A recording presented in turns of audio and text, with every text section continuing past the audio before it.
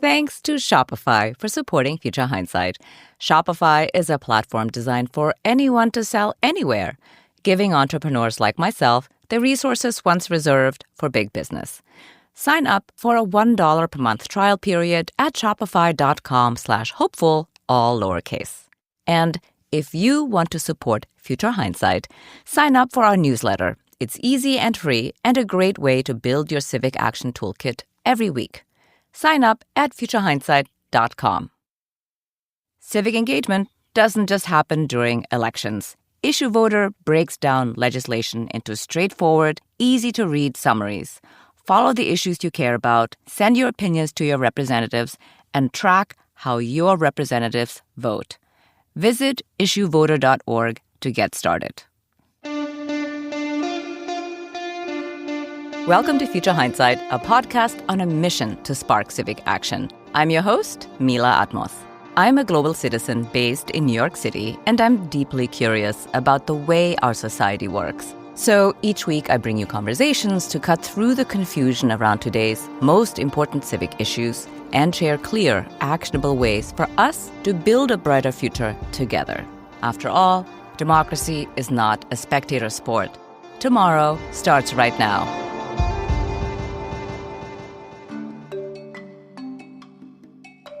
Democracy is a practice, and one of the best ways to practice is through activism. Our guest, Michael Ansara, has been doing exactly that for over 5 decades. Starting with civil rights in the 1960s, he organized with Students for Democratic Society, or SDS, and spent a decade fighting the Vietnam War.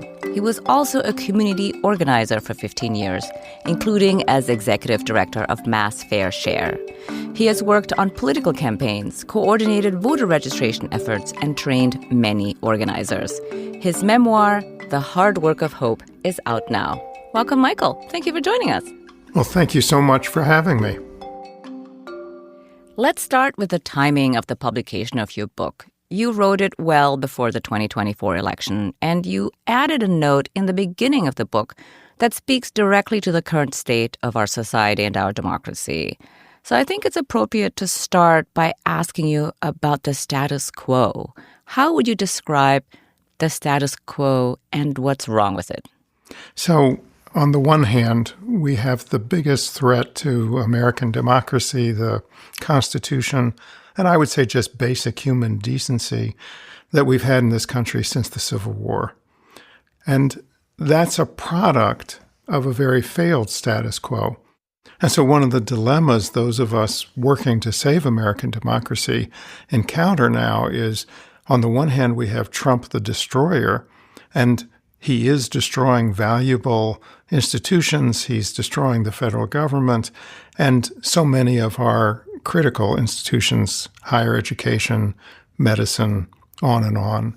And so we naturally have to resist him. But the dilemma for us is if in resisting him, we become defenders of a failed and flawed status quo, we will not succeed. And so the challenge for all of us who care about democracy is both to resist the destruction that's going on, but to offer a better alternative, to make our institutions and our economy work for the vast majority of Americans rather than the elite few.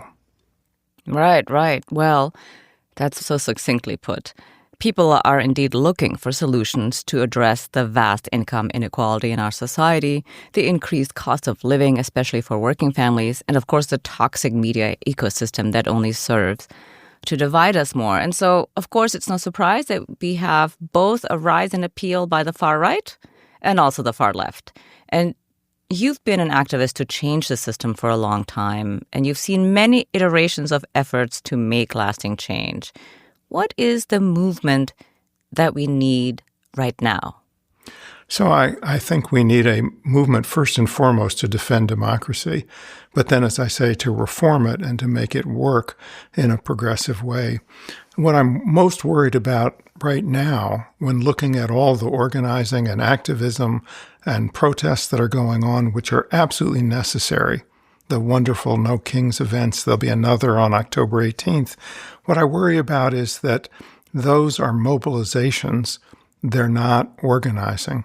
Years and years ago, a good friend of mine, Richie Rothstein, summed up for me organizing in 3 words: organizers organize organizations. And as simplistic as it is, it's really true. And so what we need now is not just to build a profound opposition to Trump, but we need to organize it so that people are in teams, people are in groups, in their communities, in their workplaces, by the affinity that they have. And only by building an organized opposition can we build the political power necessary to resist Trump. We have no idea what he's going to do, how he'll behave around the 26 elections. We're already seeing him put his thumb on those scales and the redistricting, and who knows what he'll do with the National Guard in urban centers. We can't predict that. So what we have to do is to really engage in a deep organizing effort that can sustain the opposition throughout these next 3.5 years, can win the 26 elections so decisively that they can't block the new Congress from being seated, and build forward from there. That's our challenge.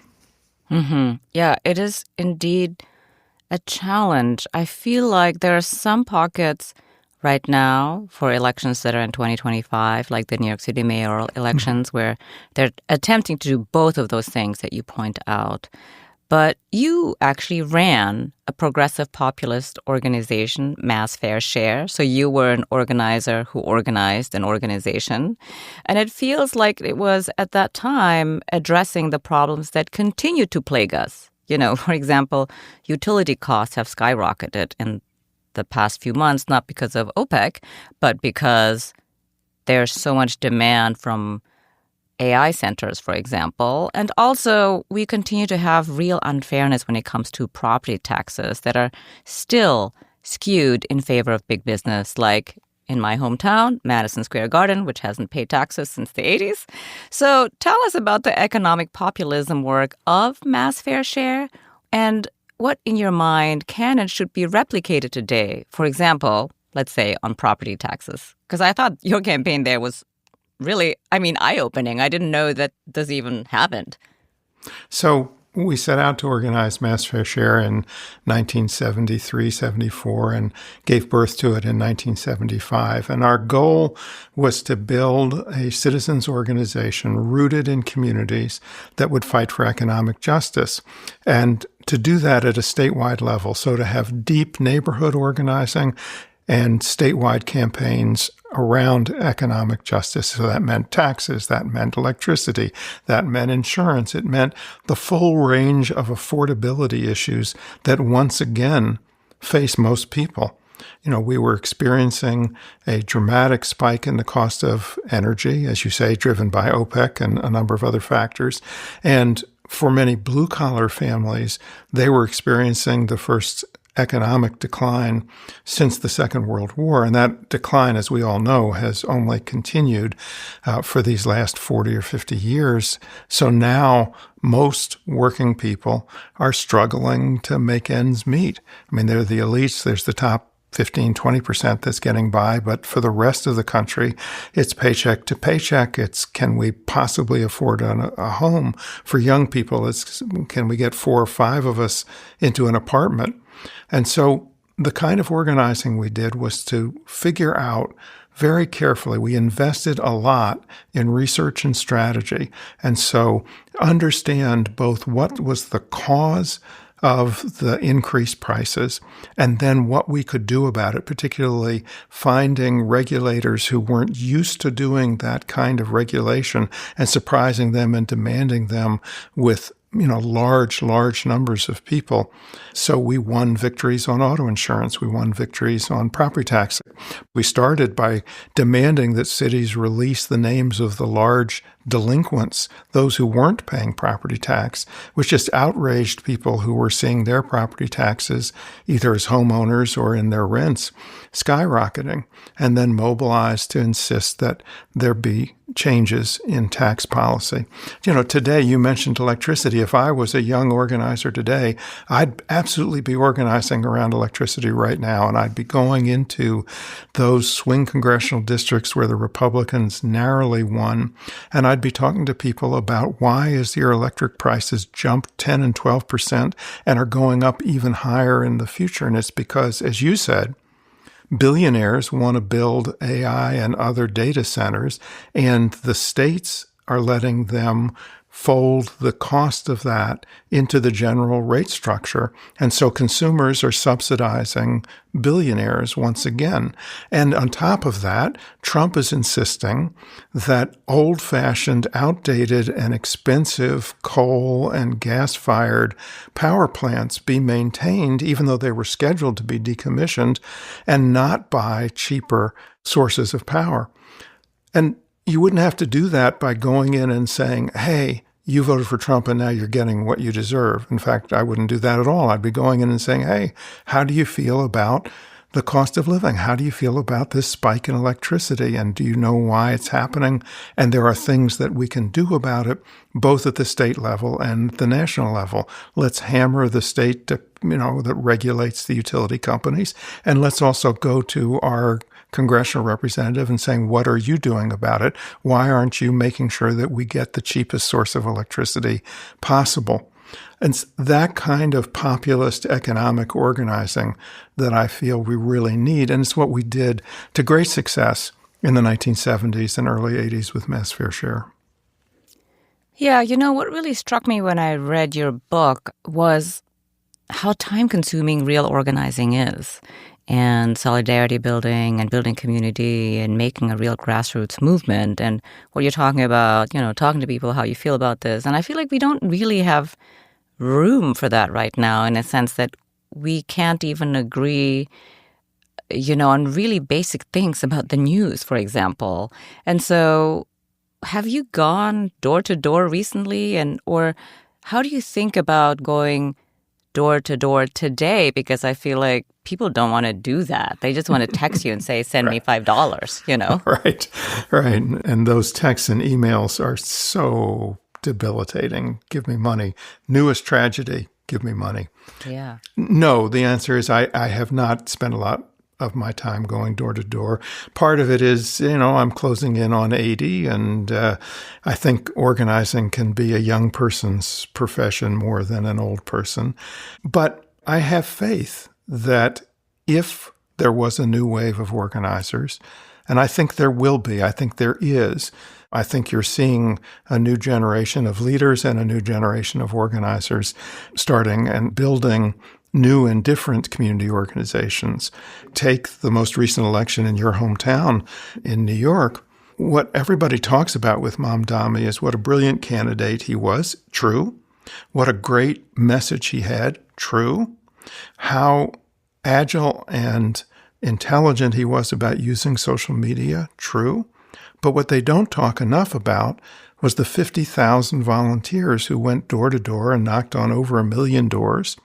And most of those volunteers were young, and they were doing organizing. They were building a field organization that completely transformed the New York electorate. For the first time in the history of New York elections, those voting who were under 45 equaled those who were over 45. So they changed the electorate. And that was through organizing. And I think gives us an example of what can be done with a new generation of leaders, a populist message, and a commitment to go talk to people.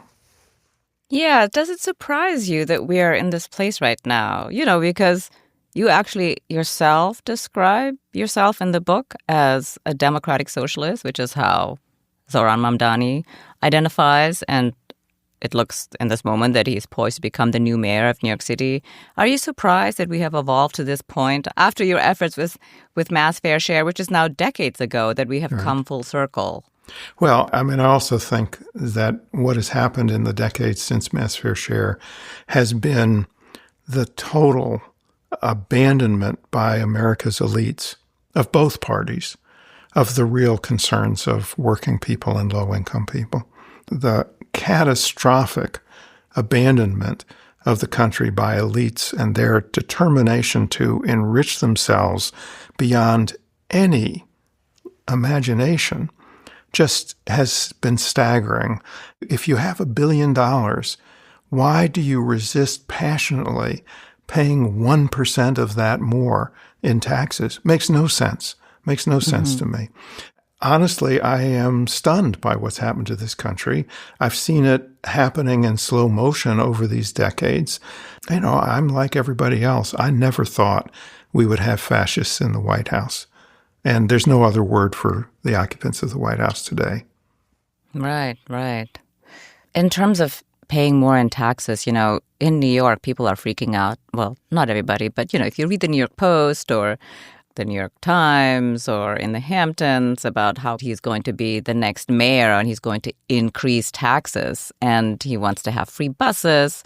And I saw that it was maybe something like a few $1 million to have free buses. Mm-hmm. But in the meantime, Madison Square Garden not paying taxes has cost the city of New York probably approximately $1 billion. So it's the kind of thing where people are not really talking about the things that actually make the city work, for example, when it comes to taxes or how the taxes are then redeployed in the community. And I wonder how you think about communicating that, because also you ran a publication. You ran a publication. You had a newsletter that everybody read and everybody could be well informed. And I think we just don't have that. No, it's a completely different media environment, which makes it really hard. On the one hand, we have more access to information than at any time in human history. And at the same time, we have huge amounts of misinformation flooding through that ecosystem. And it's also a completely fragmented and tribal ecosystem. So it's very different. When we were doing Mass Fair Share, there were still 3 networks. Maybe a 4th if you counted public television, and everybody watched only those. And so if you got on the news, and you got on the news on all 3 networks, which we often did in Massachusetts, the vast majority of the people were watching the same thing and seeing the same thing. And so there was an ability to set the narrative that now is excruciatingly hard. And I have to admit, I'm not a social media expert, and so I don't know how to get us through the mess that we're in on social media. And also, I'm old enough that I still believe, as great as the technology is and the fact that you can text 1,000 people in an instant, I still believe that there's no substitute for face-to-face organizing, for knocking on people's doors, coming and sitting at their kitchen table and having a conversation with them about what they're thinking about, what their hopes are, what their fears are, what keeps them up at 1 o'clock in the morning. And I believe that when you do that kind of connecting and outreach and engagement, you find that you can start to persuade people that the problems that they face are not theirs alone, but are shared and are rooted in the massive inequality that plagues the country, and that working together, we can start to do something about it. And that's the basis of organizing. That's the basis of bringing people together for collective action, not just one protest, but building organizations that last and sustain and can fight and fight and fight. Yeah, so how do we get there? Like right now, it feels like we are really in a hurry, to organize and build a real grassroots movement is time consuming. Like you said, you have to sit with them, you have to have a relationship, and you have these conversations at the kitchen table. And right now, it feels like we need to move fast and get people to take civic action now. So how do we... we can't speed run. But no, we can't. How do you think about this? There is extreme urgency. This moment is an urgent crisis. And so we have to work quickly. But here's the way I think about it. Let's start with the people who are against Trump and what's happening, which is a clear majority of the country. Let's start with the people who are on the sidelines and who are really upset, but aren't yet in the protests, in the actions. So the way we do it is October 18th, there's a new No King's Day coming. It's critical. But what I would urge all of us to do is form a group. If you're not already in a group, form a group. That could be with 4 or 5 friends. And decide that not only are you going to attend the No King's Day, but that you're going to spend some time between now and October 18th talking to people that you know who are on the sidelines and talking with them about how urgent it is that we all get into this fight to save democracy. So on the one hand, it's just that basic go out, talk to the people that you know, see if they can join you so that October 18th is huge, but also think about forming a group that keeps meeting and keeps talking. And there's so much that we have to do. So when we talk about organizing right now, and we talk about a strategy of non-cooperation and resistance, that has to be through all of our institutions. So if you're a college graduate, you're an alumnus of a college, reach out to the other alumni and say to them, write to the college president and the college leadership and say, you've got to stand up in solidarity with the colleges that are being attacked. You have to resist what the Trump administration is doing in higher education.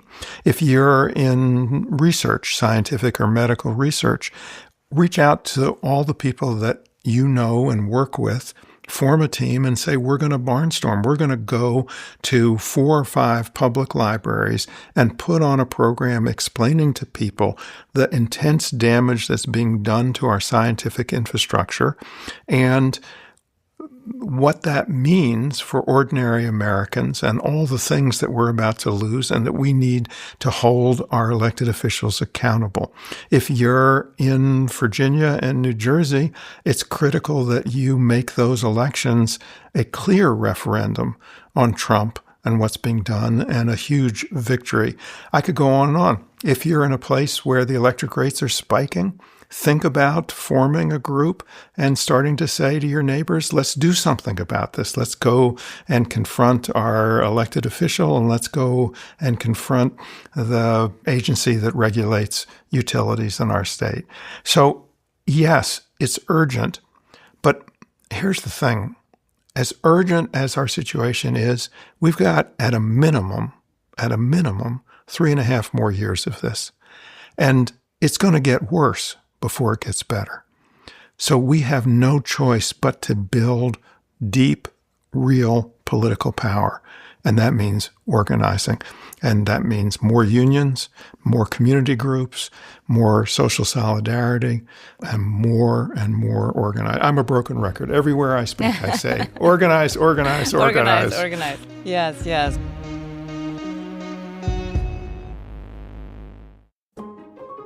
We'll be back with Michael in just a moment, so don't go anywhere. You wouldn't want to miss this episode's Civic Spark. One small step we can all take to be more empowered and ignite collective change. But first, when I started Future Hindsight 8 years ago, I had to figure it all out on my own. I'm talking episode recordings, guest booking, editing audio, and all that pesky social media stuff. You see, when you're starting something new, every day seems to introduce another question that needs an answer. And quick. I speak from experience when I say that's an overwhelming feeling. It's like your to-do list just grows and grows with new tasks every day. And that list can pretty easily take over your life if you're not careful. So, how can you find the right tool that not only helps you out, but simplifies everything? Because that can be such a game changer. For millions of businesses out there, that tool is Shopify. Shopify is the commerce platform behind millions of businesses around the world and 10% of all e-commerce in the United States. From household names like Heinz and Mattel to fresh brands that are just getting started.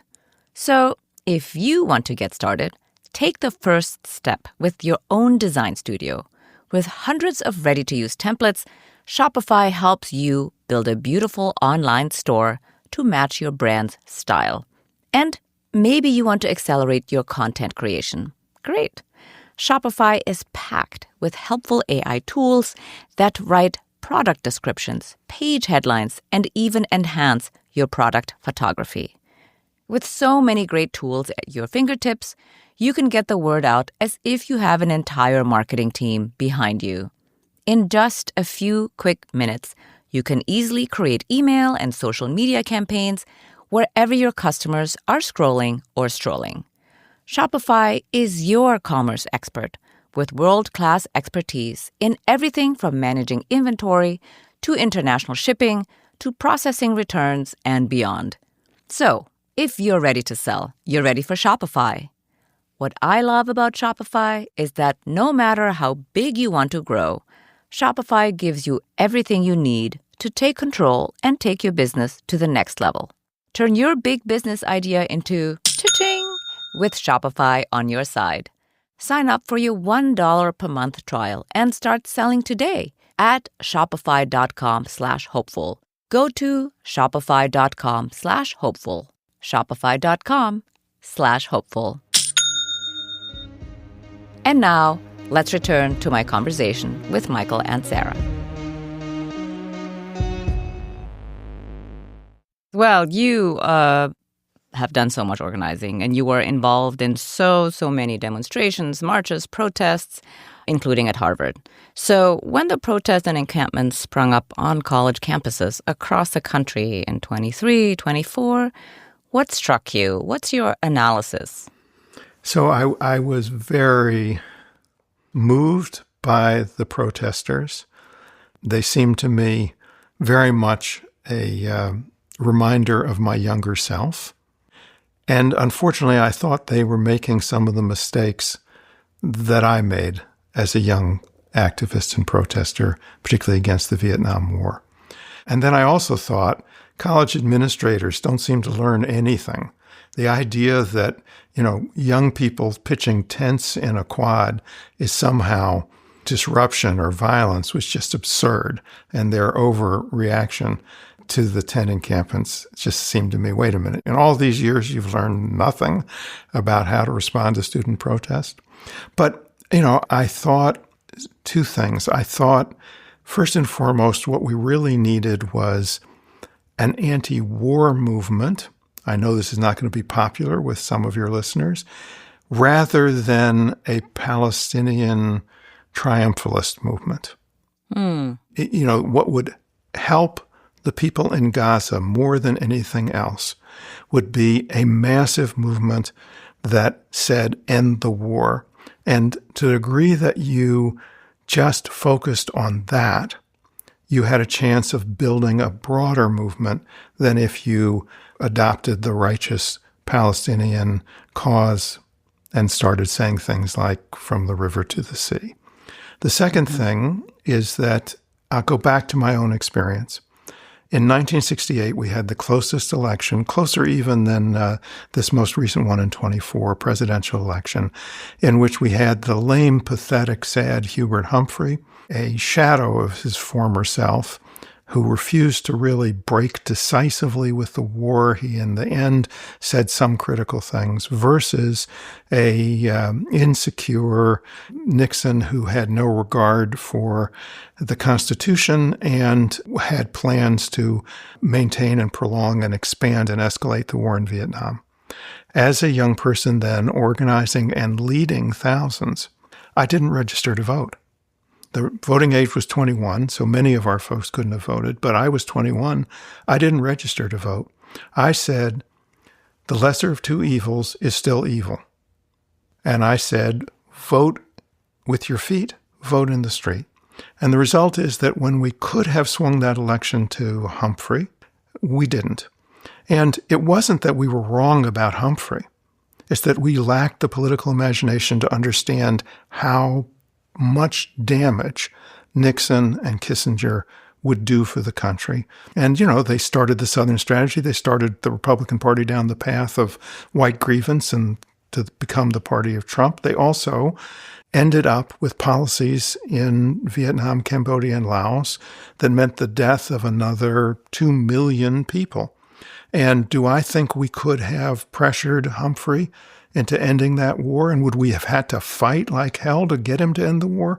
But I think we had a much better chance of doing that with Humphrey in the White House than with Nixon and Kissinger. And so we lacked a clear strategic vision. Coming back to the Gaza protesters, as much as I admire them and agree with them, I think all too often they were willing to say, Biden, Harris, you're arming the Israelis. True.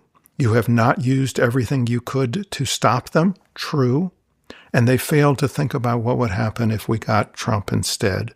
And so now I think the Gazans are in far worse shape. Again, if Harris had won, we'd have had to fight about ending funding for the Israeli military. I'm not saying that they would have done it willingly, but we had a better chance. And so being rigidly, acutely strategic and understanding how do we get to where we need to get to.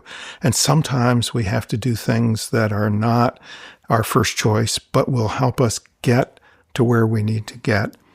That was my response, but a great wave of sympathy and support and humility. I don't want to be in a position of trying to tell young people what to do. We need a new generation of young people to emerge as leaders and organizers and activists, and they will find their own way to do that, and it will be different than the way we did it, and they'll probably be different than what I would advise. But all I can do is share the mistakes and whatever small shreds of wisdom we've gleaned from all these years of organizing. Well, what you said there about the election between Nixon and Humphrey in 1968, I just was thinking how frustrating it must have been for you to see 2024 unfold, because a lot of the same dynamics basically were repeated. And I cannot tell you how many times I have told my friends to vote. And they said, no, we don't want to vote for the genocider. And I said, yes, I understand, but it's going to be worse. And somebody said to me with a straight face, well, there's nothing worse than genocide, even Trump. And I said, no, trust me, it will be worse. But she didn't vote, which is incredibly frustrating. So, the hidden story of the 24 election, at least in the mainstream media, is that there were somewhere over 15 million people who had cast a ballot for Biden in 2020 who chose not to vote at all in 2024. And there's been a recent poll that showed most of those would not have voted for Trump had they voted. They would have made the difference in all the swing states, all of them. We'd have had a Harris clear sweep. And, they didn't vote. In some cases, it was Gaza, but in more cases, it was because they wanted a change. And they didn't see Harris as a change agent. They saw her as a defender of the status quo. They saw the gerontocracy of the Democratic Party as defenders of the status quo. And even though Biden actually did more for working class Americans than probably any president in the last 30 years, the Democratic Party seemed the party of the status quo. And that whole global shift of, we've gone through COVID, we've experienced the lockdowns, we've experienced the post-COVID inflation. We want to change, throw the incumbents out, swept over. And many of those 15 million who really cared about economic issues, cared about affordability, just chose not to vote. And that was a tragedy. And some of that, by the way, is on Harris, who refused to break and say really a meaningful, this is what I will do significantly differently.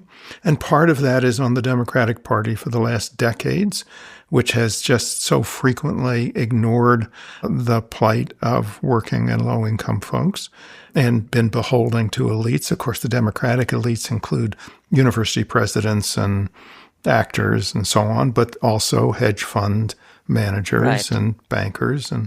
But some of it was also our failure to have built an educated, organized left that is politically engaged, sophisticated, and strategic. And that's the tragedy of our time. It is, indeed. I want to shift to boycotts, because protesting can also take the shape of boycotts. And there continues to be a massive boycott against Starbucks, which actually has hit their bottom line pretty hard. But Starbucks is unmoved, to meet the demands from their union or to change their stance vis-a-vis Gaza. And I was really struck by the Wonder Bread boycott that you took part in, because it was so effective. And what do you do there that was different than what's happening today? So again, it's old-fashioned organizing. Let me take you back to Boston, 1962, a really racist city, and a city in which there was not a single bank that had senior manager that was black. There was not a single law firm that had a senior partner who was black. There was one black dean in all of the colleges and universities, and that dean got to manage Boston University's Marsh Chapel, but there were no academic deans who were black. And black construction workers were shut out of the building trades unions.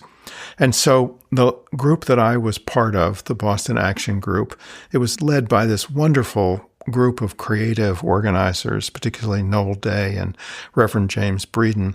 And I have no idea why they let me, I was 14, 15, and they let me join their ranks as an organizer, and they taught me organizing. So we did a survey of the black community. We went door to door and did a survey in which we talked to people about what did they spend money on. And in the course of that discussion, we talked about how we should use our dollars to shop at places that hired us. Notice I'm saying the we. Of course, I was a little acne-faced white boy, but because I was part of the Boston Action Group, everybody accepted me in a way that was just marvelous. And we identified that people bought Wonder Bread, that ubiquitous white bread. And the Continental Baking Company, which is the maker of white bread, had a factory in the middle of Roxbury, in the middle of the black community in Boston. And they refused to hire any black people except for the most menial and the most low-paid jobs. And so we sent a delegation to meet with them, and they refused. It was a modest demand, 7 or 8 well-paying jobs. And we launched the boycott. And we built the boycott by developing block captains on every block who would stay in touch with all the residents of that block and encourage them and make sure they didn't slip up and buy Wonder Bread. We made sure that all of the African-American churches every Sunday preached the boycott. And the result was that the sales of Wonder Bread in the black community dropped dramatically to nothing. And we kept it up week after week. It wasn't instantaneous. But over time, the Continental Baking Company realized that it would be better to give in. And so we got those 7 or 8 good-paying jobs. And then the threat of boycott meant that banks and lots of other companies would say, okay, we have a hiring policy now. We're going to fast-track hiring and training senior blacks into our companies before we even get boycotted.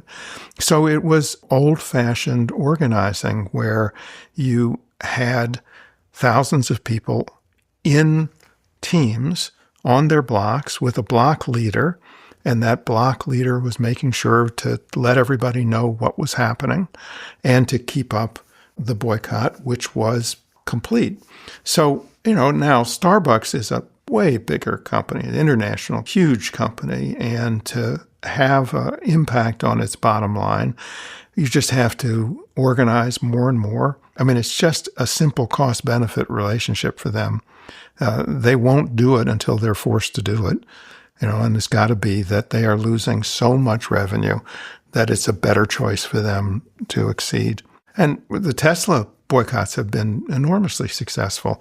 And also Target, they haven't produced the victories yet, but they're important, and you have to do them for the long haul, and you have to get to where you really impact that bottom line of these companies, since that is the only thing that they care about.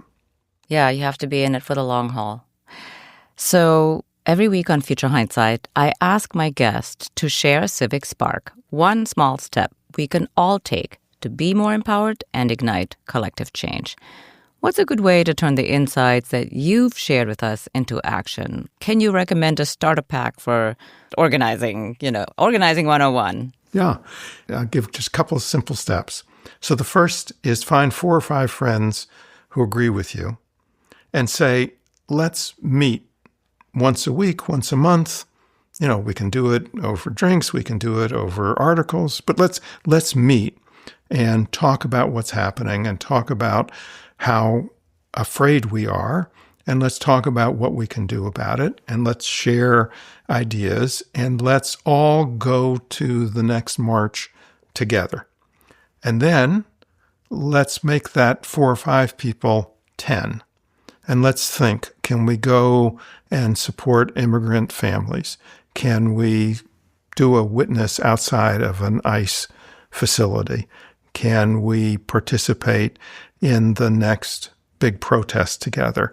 Can we start to put pressure on colleges and universities to stand up and resist the attacks and cuts of the Trump administration? Can we figure out how we're being impacted by Trump and what we can do to resist? So it's just as simple as that. It's beginning a group. And you can affiliate with Indivisible. You can affiliate with Sunrise. If you're old, you can affiliate with the Third Act. If you used to be a Republican and now can't be, you can affiliate with the Union. There are dozens of organizations that you can join, or you can just have your own small group that is getting larger and larger with each passing month. Terrific. Thank you. Last question. Looking into the future, what makes you hopeful? So let's talk a little bit about hope. I think sometimes people think of hope as kind of naive, but hope isn't naive. Hope is not a prediction. Hope doesn't think, oh, everything's just going to be fine. Hope is a decision, and it's a decision to fight for what is good and right, even when things are not going well. And things are not going well. But hope is essential because without the determination and without the belief that the future is not preordained, we start to become passive. We start to obey. And that's the worst thing that can happen now. And the future is not set. What will happen next year is not determined yet.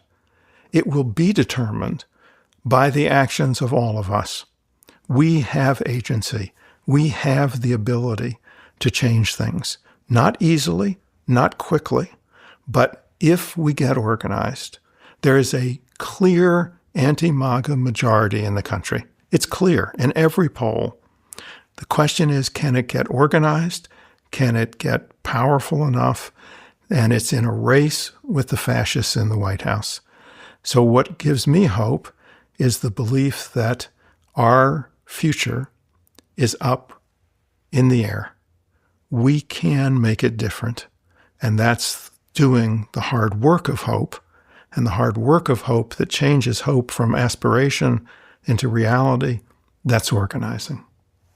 Wow, that's incredibly profound and hopeful. Thank you very much.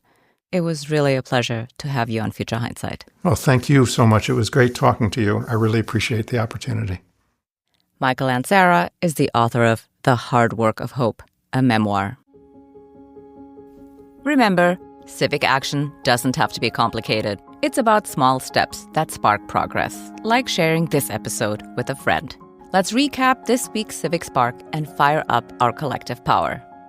If you're looking for an organizing starter pack, here's a great way to kick off your journey. Just find 4 or 5 friends that agree with you and schedule some time to meet.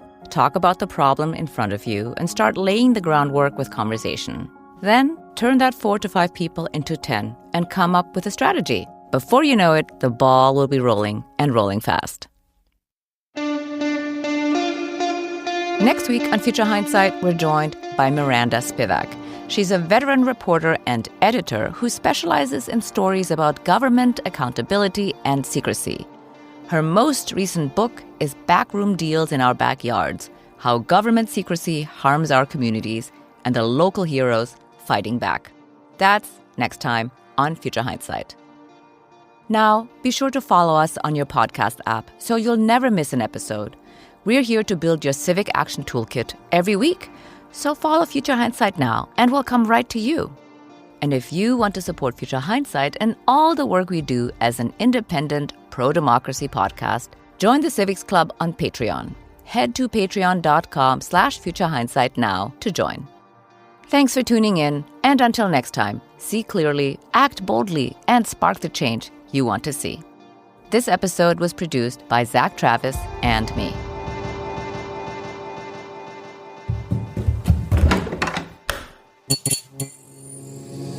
This podcast is part of the Democracy Group,